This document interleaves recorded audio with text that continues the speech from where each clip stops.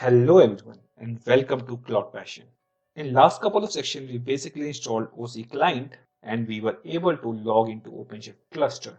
Now let us suppose you have multiple Openshift cluster, then how you are going to manage them by a single OC client.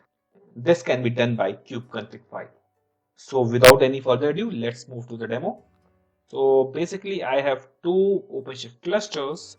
One is Openshift 4.2 and another is Openshift 4.4. So we basically want to manage both of the clusters by a single OC client. Let's suppose the OC client that is situated on Openshift 4.2. When we by default log into any Openshift cluster, a file known as kubeconfig is created, which is located at .cube.config folder. So let us view that file. So what I will do is that cat.cube.config and we can see this file. This is basically a config file which stores the information about all the clusters, right? So you can see it is basically managing a cluster which is local to it, and it also stores information about the context. So by context we mean when we basically log into this cluster, which is the default namespace that it will log in as to. And in user section you can see it will specify it has basically logged in as an admin user by using this token, right? So now let's suppose we will log in to this cluster as a developer and press enter. Let me clear the screen. And again, if we will view the kubeconfig file that is located at this location, you can see that the context is now changed to the developer. Basically, by using .kubeconfig file, Openshift knows your current context and the current session. And in user section, you can also see that it has created a new entry known as developer, right? And we can see our current context is developer. So we can say that kubeconfig file basically stores the current session by which we have logged into the cluster. We can also switch to another context. So let us suppose if you want to switch to admin context, we can switch to admin context also. And in this manner, basically we can manage profiles in Openshift.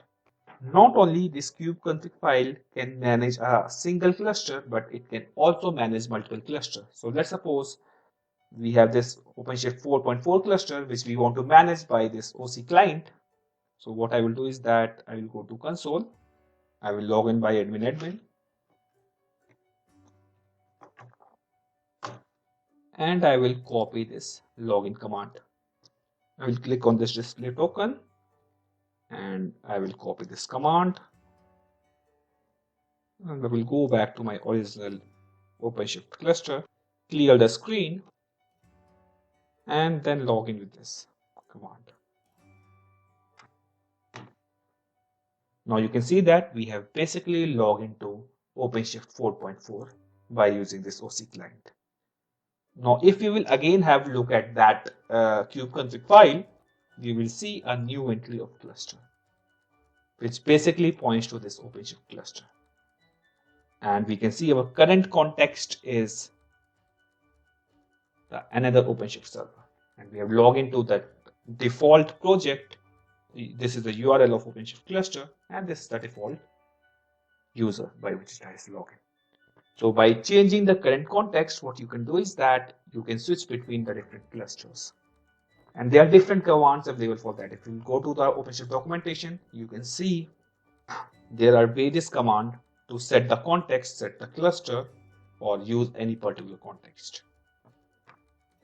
So we can say that this kubeconfig file basically controls the sessions in Openshift clusters.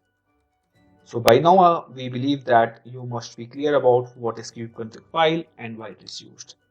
And that's it for this session. Let's meet in the next session. Bye bye.